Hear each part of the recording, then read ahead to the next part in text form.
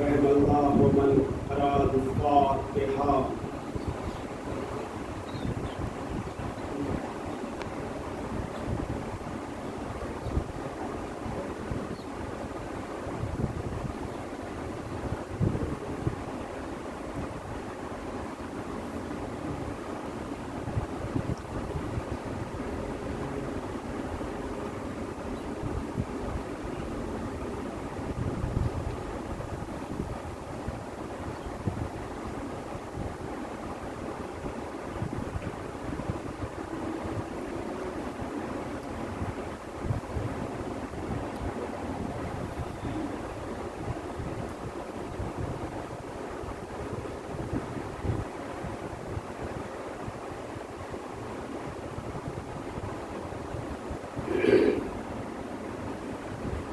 لا حول ولا قوة إلا بالله العلي العظيم. حسبنا الله ونعم الوكيل، نعم المولى ونعم النصير. أعوذ بالله من الشيطان اللعين الرجيم. بسم الله الرحمن الرحيم. الحمد لله رب العالمين. الصلاة والسلام على سيد الأنبياء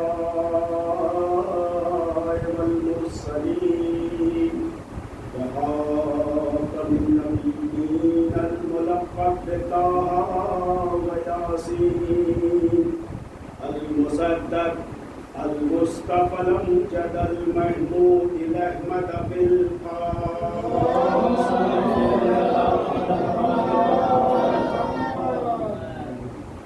وآله الطيبين الطاهرين المعصومين المظلومين المنتجبين المنتخبين الذين أذهب الله عنهم الرجس وطهرهم تطهيرا.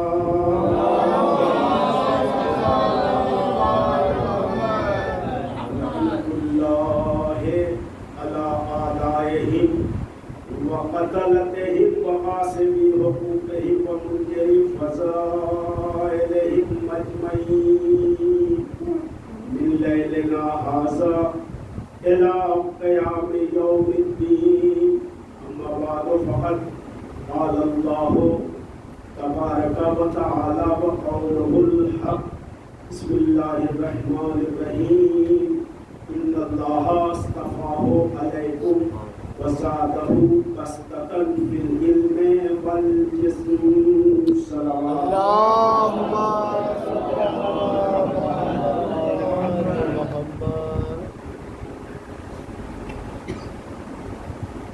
سامعین کرام، سرداران شہیدان کربلا،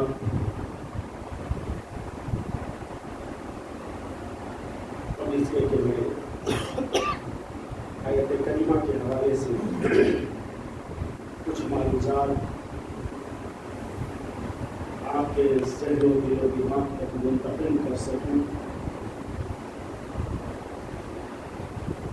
کربلا کی اس شیر دل خاتون کی عظمت و طہارت و جلالت کو سلام کرتے ہوئے ایک مرتبہ قلم ترین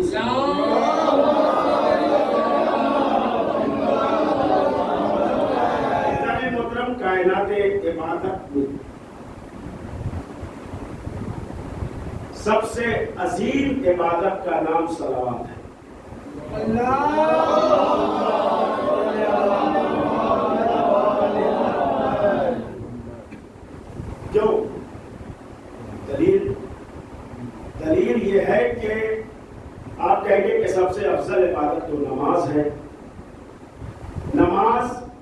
بغیر درود کے نہیں ہوا کرتی ہے، درود بغیر نماز کے ہو جائے۔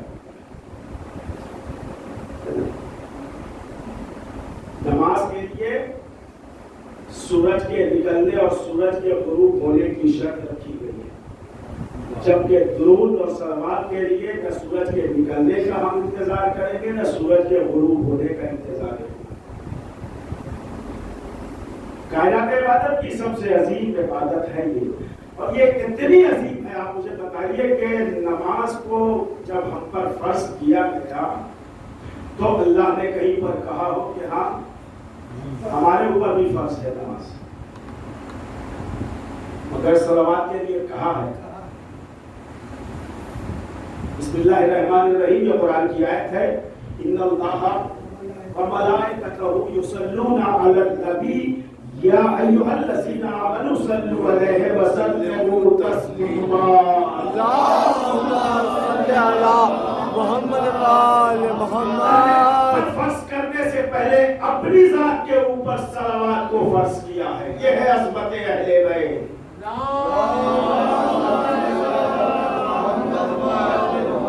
ملائکہ پر فرض کیا، تب اس کے بعد ہم پر اور آپ پر فرض کیا ہے کہ آل محمد کے اوپر درود اور صلوات پڑھتے رہا کرو۔ کچھ ہی عبادتیں تو ایسی ہیں کہ جس میں اللہ بھی شریک ہے، نماز میں نہیں ہے۔ نے مصلی بچھایا، عصر کی نماز شروع کی، وہاں اللہ نے مصلی پر آئے۔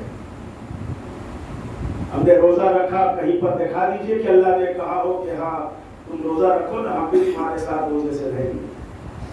تم حج پر جاؤ، ہم بھی وہاں خانہ کعبہ میں تمہارے ساتھ طواف اور سعی اور صفا و مروہ کے درمیان میں تمہارے ساتھ ہوں گے۔ نہیں، کسی عبادت کے لیے اللہ نے نہیں کہا، لیکن صلوات اس عبادت کا نام ہے کہ جس میں اللہ بھی ہمارے ساتھ شریک ہے، کوئی معمولی شرف نہیں ہے۔ ایک تو یہ عبادت ہوئی، اور دوسری عبادت پھر اسی قرآن سے میں آپ کی خدمت میں عرض کر دوں، ایک عبادت اور ہے، اور وہ عبادت امام زمانہ کی کا انتظار کرنا عبادت ہے۔ امام کا، وقت کے امام کا انتظار کرنا بہت بڑی عبادت ہے۔ قرآن کہہ رہا ہے، یعنی خالق کائنات کہہ رہا ہے، فَانْتَظِرُوا إِنِّي مَعَكُمْ مُنْتَظِرُونَ، تم انتظار کرو، ہم بھی تمہارے ساتھ انتظار کر رہے ہیں۔ صلوات پڑھے محمد والے۔ یہ ہے صلوات کی عظمت، عزیزان محترم۔ بات ابتدائی تاریخ سے جو شروع ہوئی تھی وہ یہاں سے شروع ہوئی تھی کہ ان اللہ اصطفاہ علیکم وزادہ بسطۃ فی العلم والجسم، اللہ نے چند نفوس کو منتخب کر لیا ہے کارہائے ہدایت کے لیے، جن سے اس پروردگار عالم کو ہدایت کا کام لینا ہے، اور اس کے لیے شرط یہ رکھی ہے کہ ہدایت کا کام ہر ایک سے تو لینا نہیں ہے، مجھے ہدایت کا کام انہی لوگوں سے لینا ہے کہ جو کائنات میں علم کے اعتبار سے سب سے عظیم ہوں گے، اور جسم یعنی طاقت کے اعتبار سے سب سے عظیم۔ طاقت اور علم یہ دو ایسی صفت ہے انسان کی جس کے لیے بڑے بڑے مفکرین اور بڑے بڑے دانشوروں کا اس بات کے اوپر اتفاق ہے کہ جہاں علم ہوگا وہاں شجاعت نہیں ہو سکتی ہے، اور جہاں شجاعت ہوگی وہاں علم نہیں ہوگا۔ یہ محال ہے کہ ایک پیکر میں علم بھی ہو اور شجاعت بھی ہو، اور یہ صرف آل محمد کا شرف ہے۔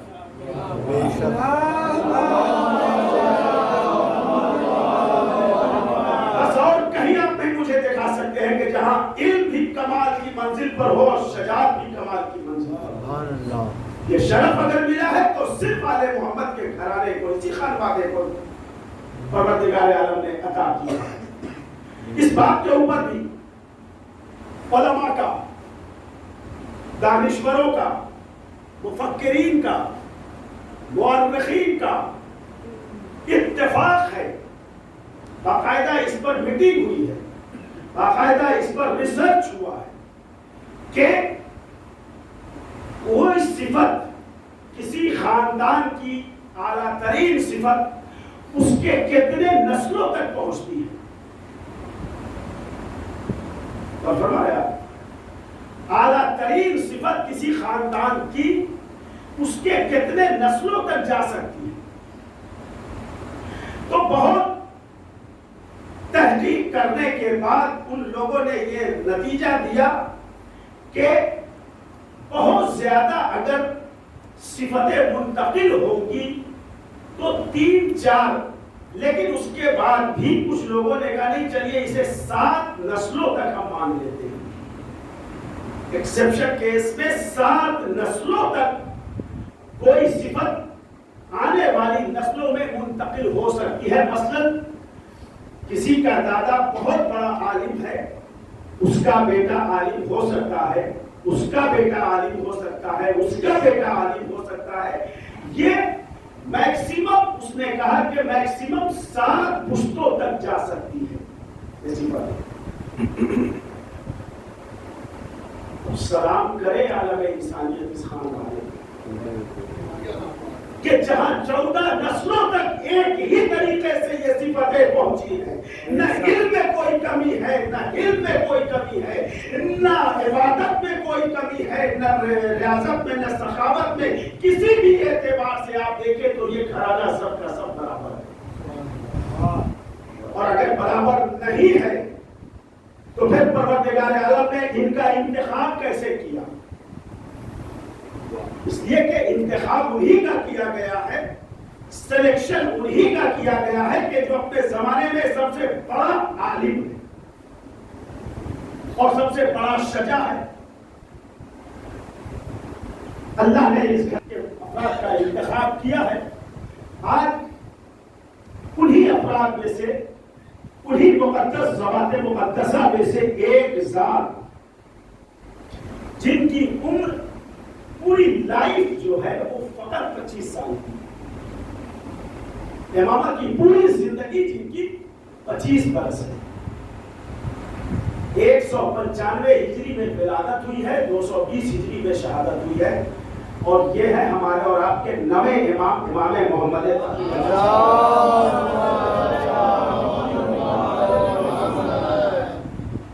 جن کی پوری عمر، پوری زندگی صرف 25 سال ہے. اور اس 25 برس میں جو علمی اور شجاعت کا کارنامہ دکھایا ہے انہوں نے، تاریخ انسانیت حیرت زدہ ہے. اب تک کہ ایسا انسان تو میں نے کائنات میں دیکھا ہی کہ جس کے پاس بیک وقت علم بھی اسی کمال پر ہے جس کمال پر اس کی شجاعت ہے.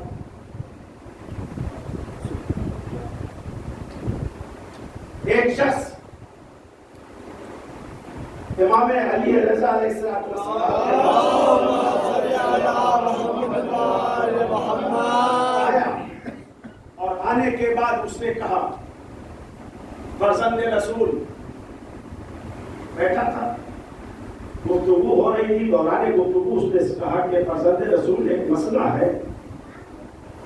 کہا کیا مسئلہ ہے؟ کہا بات یہ ہے کہ یہ مجھے بتائیے کہ آپ کے بعد امام کون ہوگا؟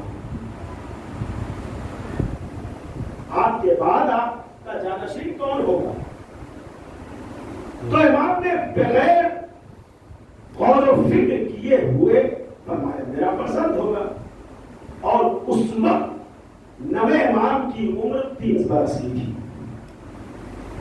3 برس کا میرا فرزند ہوگا.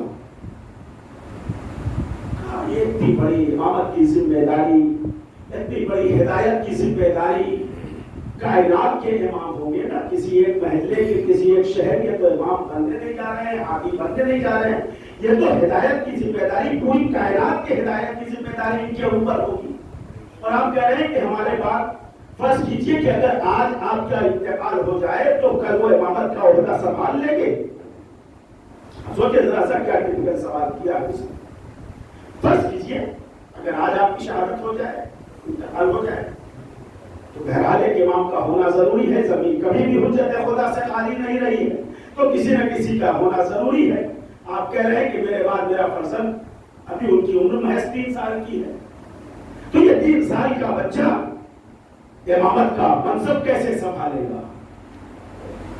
8ویں امام نے مسکرا کر جواب دیا بے وقوف ہو، قرآن نہیں پڑھا ہے یا قرآن تو صبح شام دن رات، بلکہ یہ کہا جائے کہ قرآن تو بچپن ہی سے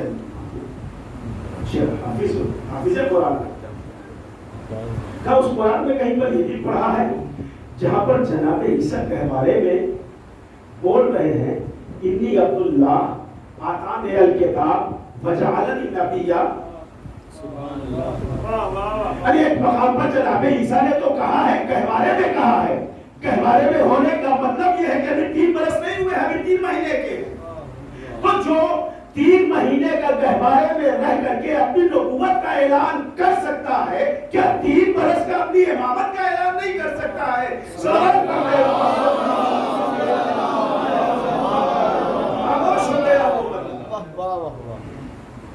تشفی بخش، اطمینان بخش جواب اسے مل گیا. اس سے موقف جواب، اس سے بہتر دلیل اور کیا ہو سکتی ہے کہ 3 مہینے کے جناب عیسیٰ اپنی نبوت کتاب کا دعویٰ کر رہے ہیں، اپنی نبوت کا اعلان کر رہے ہیں. انی عبداللہ، میں اللہ کا بندہ ہوں. آتانی الکتاب، اللہ نے مجھے کتاب عطا کی ہے. وجعلنی نبیا، اور مجھے نبی بنایا ہے اللہ نے.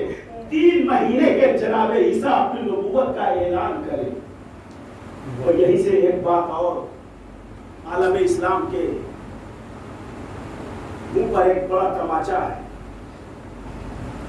جو لوگ یہ کہتے ہیں کہ 40 برس کے بعد ہمارا نبی، ایک طرف تو اس کا ڈنکا پیٹا جاتا ہے کہ 40 برس کے بعد ہمارا نبی بنا، اس پر فخر کرتے ہیں کہ ہمارا محمد تو 40 سال کے بعد نبی بنا ہے. اور پھر یہ اعلان کہ ہمارا نبی فخر انبیاء ہے، سلطان انبیاء ہے، سردار انبیاء ہے. پکڑ لیا ایک عیسائی نے گریبان ایک مسلمان کا. دو جواب، تم تو کہتے ہو کہ ہمارا نبی سردار انبیاء ہے، تمہارا نبی 40 سال میں نبی بنا، میرا عیسیٰ تو 3 مہینے میں ہی نبی بنا ہے. اب بتاؤ کہ وہ افضل ہے یا یہ افضل ہے؟ کیا جواب ہے مسلمانوں کے پاس؟ ہے کوئی جواب؟ لیکن وہی لطیف کے فقیر جب آل محمد کے در سے دوری ہوگی، پھر وہی میں عرض کر رہا ہوں کہ جب کشتی آل محمد کو چھوڑا جائے گا تو یہی انجام ہوگا. لیکن جن لوگوں نے کشتی آل محمد کو سے اپنے آپ کو وابستہ رکھا ہے وہ کبھی ایسا نہیں کہہ سکتے. اور یہی وجہ ہے عزیزان محترم کہ 128 جھوٹے نبیوں کی ایک فہرست ہے. جھوٹے نبی کا مطلب یہ کہ انہوں نے نبوت کا دعویٰ کیا ہے. 2-3 نام تو مجھے بھی یاد ہے. اس میں سے مسیلمہ کذاب، جس نے نبی ہونے کا دعویٰ کیا، وہ قادیانی، غلام احمد قادیانی، اس نے جھوٹ نبی ہونے کا دعویٰ کیا ہے کہ میں نبی ہوں، محمد آخری نبی نہیں ہے، میں نبی ہوں. تو ایسے 128 میں نے عرض کیا کہ اگر کشتی کو چھوڑ دیا جائے تو انجام کیا ہوگا؟ انجام یہی ہوگا کہ غلام احمد قادیانی پیدا ہوگا، انجام یہی ہوگا کہ مسیلمہ کذاب پیدا ہوگا. ان 128 میں ایک بھی ایسا نہیں تھا جو علی ولی اللہ کہنے والا ہو. بے شک بے شک. اس کا مطلب یہ ہے کہ علی کی محبت جو ہوتی ہے وہ انسان کو، علی سے دشمنی انسان کو سلمان رشدی بنایا کرتی ہے، اور علی کی محبت انسان کو سلمان محمدی بنایا کرتی ہے.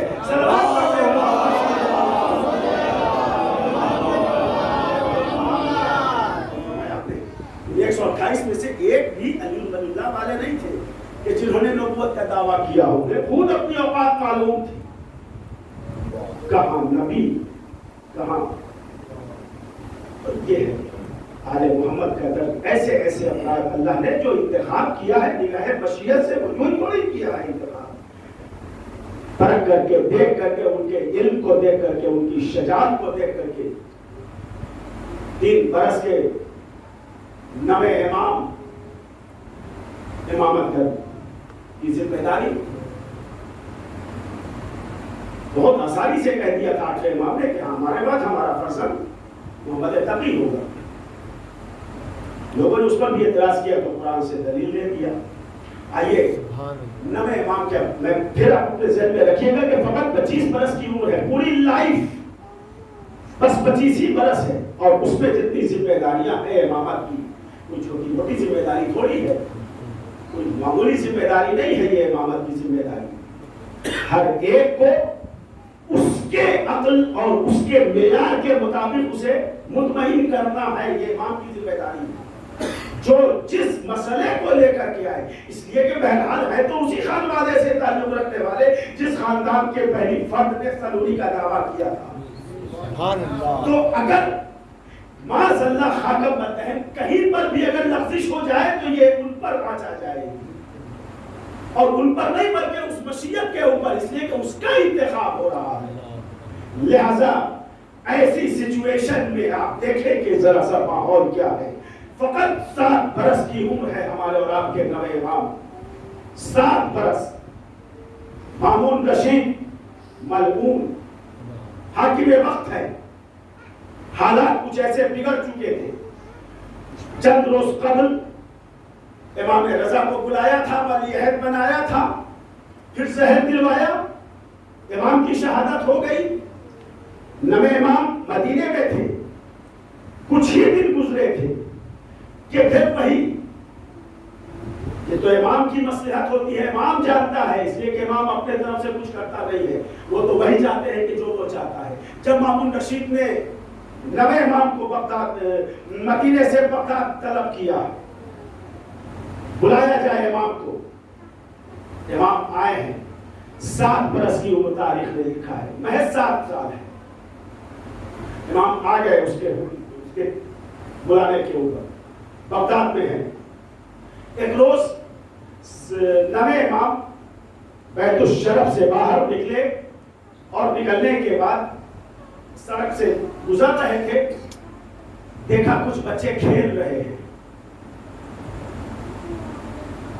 امام بھی وہیں پر کھڑے ہو گئے. جی اس لیے نہیں کہ ہم وہ کھیل دیکھنے کے لیے نہیں، اس لیے نہیں کھڑے ہوئے تھے کہ وہ کھیل دیکھیں کہ بچے کیسے کھیلتے ہیں، یہ بھی تو کم سی تھے نا. یہ اس لیے کھڑے ہوئے کہ جب ان بچوں کو کھیلتا ہوا دیکھا تو ایک مرتبہ آسمان کی طرف رخ کیا، پالنے والے تو نے تو قرآن میں کہا ہے کہ وما خلقت الجن والانس الا لیعبدون، میں نے جن و انس کو نہیں پیدا کیا ہے مگر اس لیے کہ میری عبادت کریں. یہ کیسے بچے ہیں کہ جو تیری عبادت سے محروم ہو رہے ہیں؟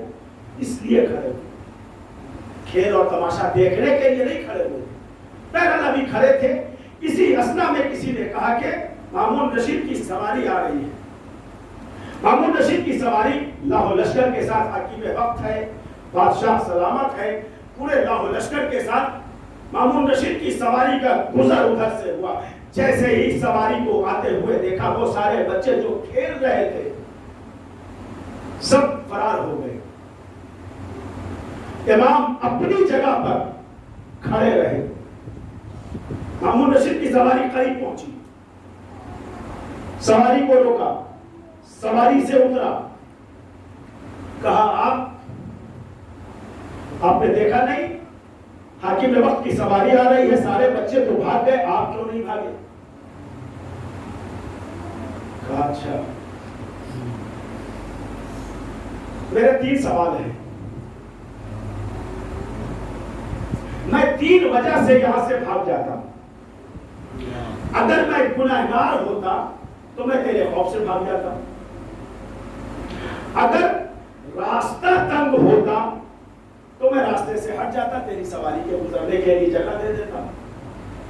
تیسری وجہ یہ ہے کہ اگر میں تجھے ظالم سمجھتا تو تیرے ظلم کے خوف سے میں بھاگ جاتا. تو اب میں گنہگار تو ہوں نہیں، راستہ تنگ ہے نہیں، کیا پھنسایا ہے راستہ تنگ نہیں ہے، میں گنہگار نہیں ہوں، اب تو اپنے کو ظالم مان لے، میں ابھی ہٹ جاتا ہوں.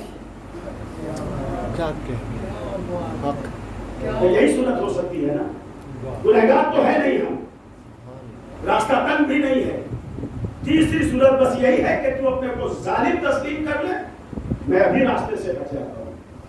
سمجھ گیا کہ یہ کوئی معمولی بچہ نہیں ہے. اچھا ٹھیک،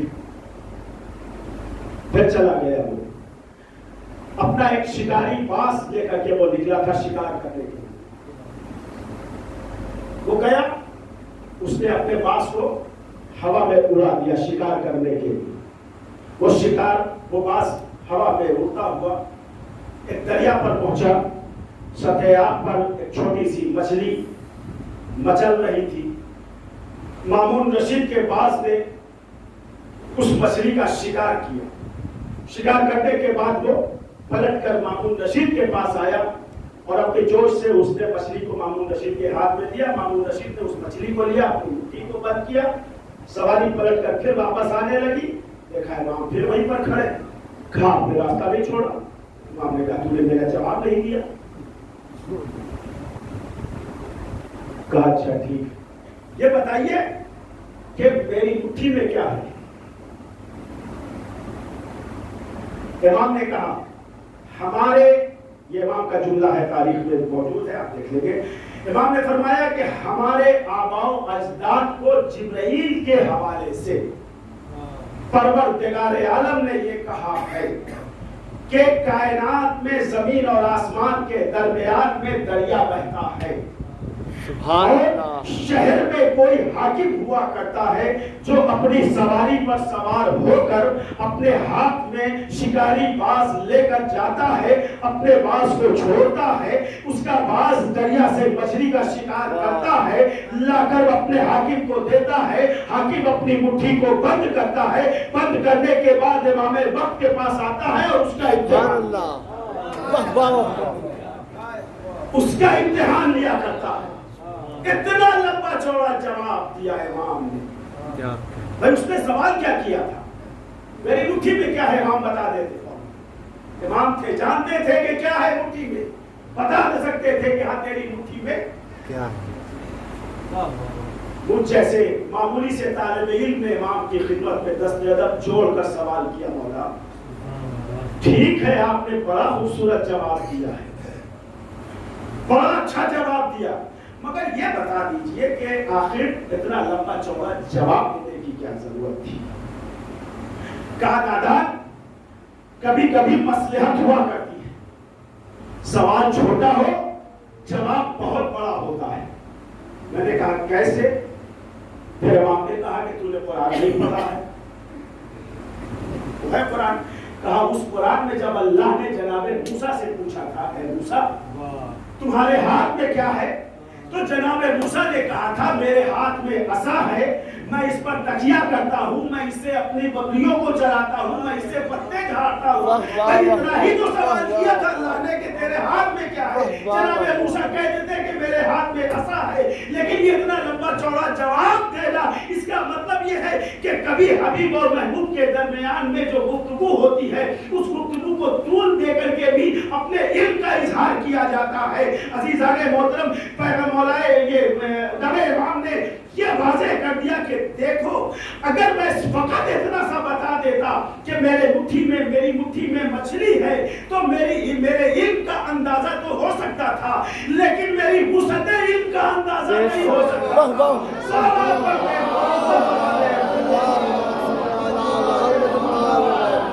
دنیا کو کیسے پتا چلتا کہ امامت کے پاس علم کتنا ہے؟ جو آسمان و زمین کے راستے کو جانتا ہو، دریا و پہاڑ کی نزاکتوں کو جانتا ہو، اس کی حیت اور ماہیت کو جانتا ہو. دنیا کو بتانا تو تھا نا. امام وقت تھے، امامت کی ذمہ داری تھی، عمر بہرحال 7 برس.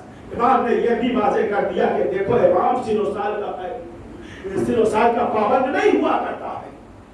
امامت کبھی بھی اس سن و سال کی پابندی میں نہیں کہ ہاں عمر کم ہے اس لیے ابھی نہیں، یہ ہر حال میں امام ہوا کرتا ہے، اور اس کے لیے پیغمبر اسلام نے اس کی تصدیق کر دی ہے، مہر لگا دی ہے، ھذا امامان قاما او قعودا، یہ ہمارے دونوں لال حسن اور حسین جو ہے یہ دونوں اپنے زمانے کے امام ہیں، اگر یہ بیٹھے ہو جب بھی امام ہے، کھڑے ہو جائے جب بھی امام ہے۔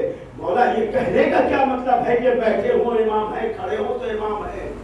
پیغمبر یہ وضاحت کرنا چاہ رہے تھے کہ اگر حسن صلح کے لیے بیٹھ جائے جب بھی امامت کا عمل ہے، حسین جنگ کے لیے قیام کر لے تو یہ بھی امامت ہے۔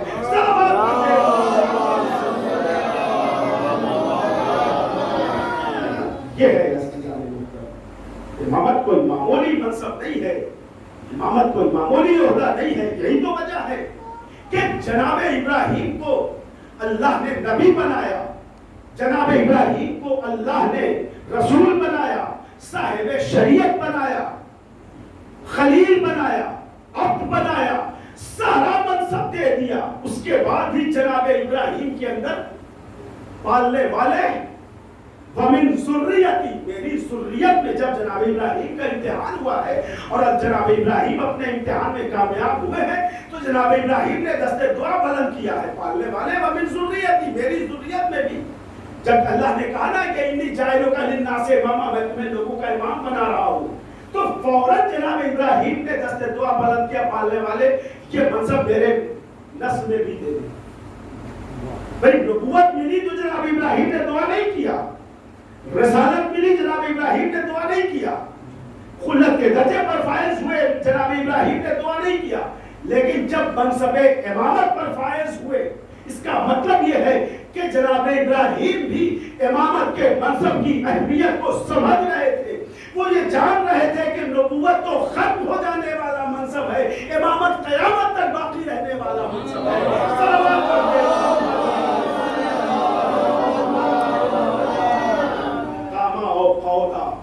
ہمارے یہ دونوں حسن ہو یا کہ حسین بیٹھے ہو کے یہ قیام کی حالت میں بہرحال ایک امام ہوتے ہیں۔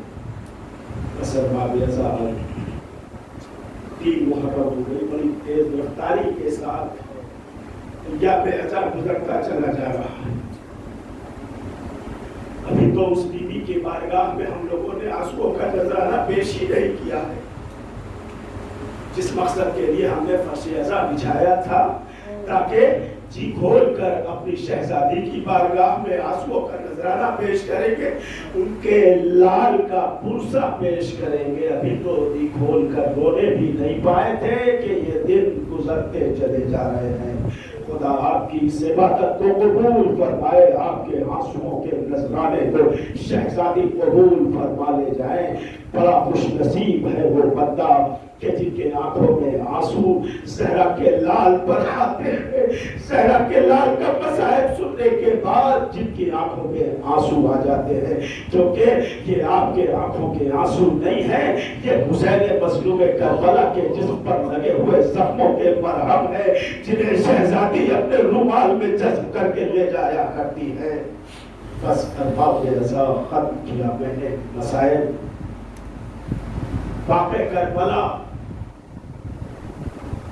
14 صدیاں گزر چکی ہے، کربلا کے اس عظیم واقعے کو گزرے ہوئے 14 صدیاں گزر چکی ہیں، مگر یہ کربلا والوں کا اعجاز ہے۔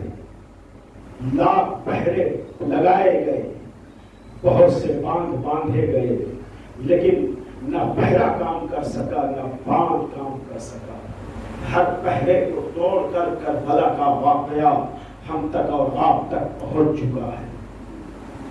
کبھی آپ نے غور کیا کہ یہ کربلا کا واقعہ یہ ہم تک اور آپ تک کیسے پہنچا ہے؟ اس کے پہنچنے میں کن کا بڑا احسان ہے؟ عزاداروں، میں بتاؤں کس کا احسان ہے؟ اس واقع کربلا کو ہم تک اور آپ تک پہنچانے میں حسین کی دکھیا بہن زینب کا بڑا احسان ہے۔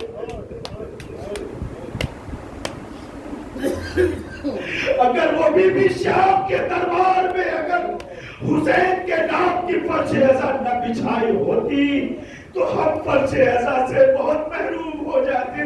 بی بی آپ پر ہم عزاداروں کا لاکھوں سلام ہو.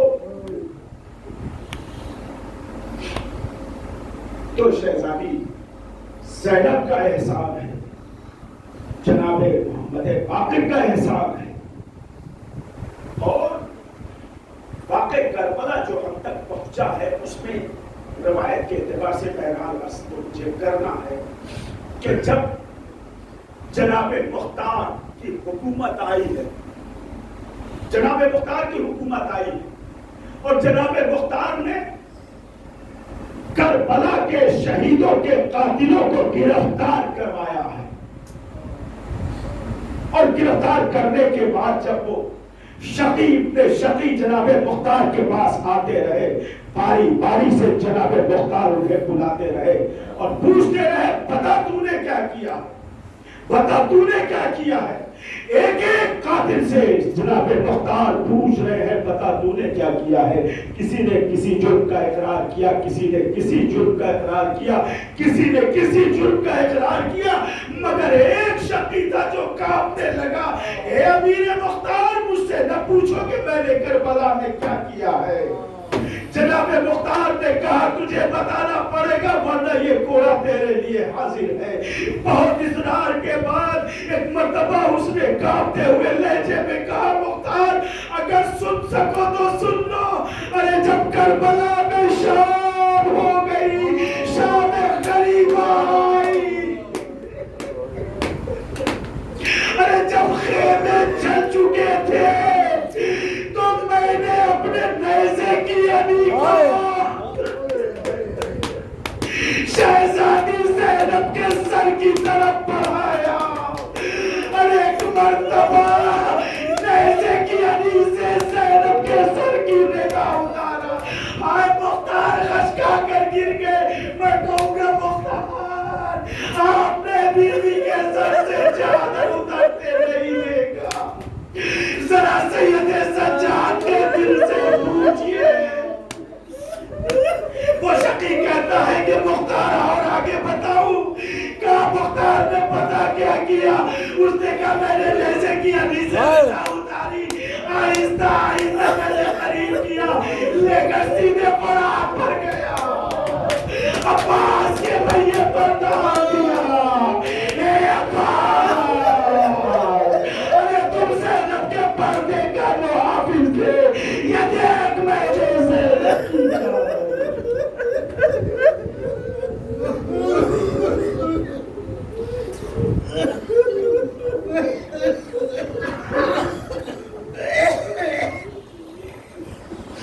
وَسَيَعْلَمُ اللَّهُ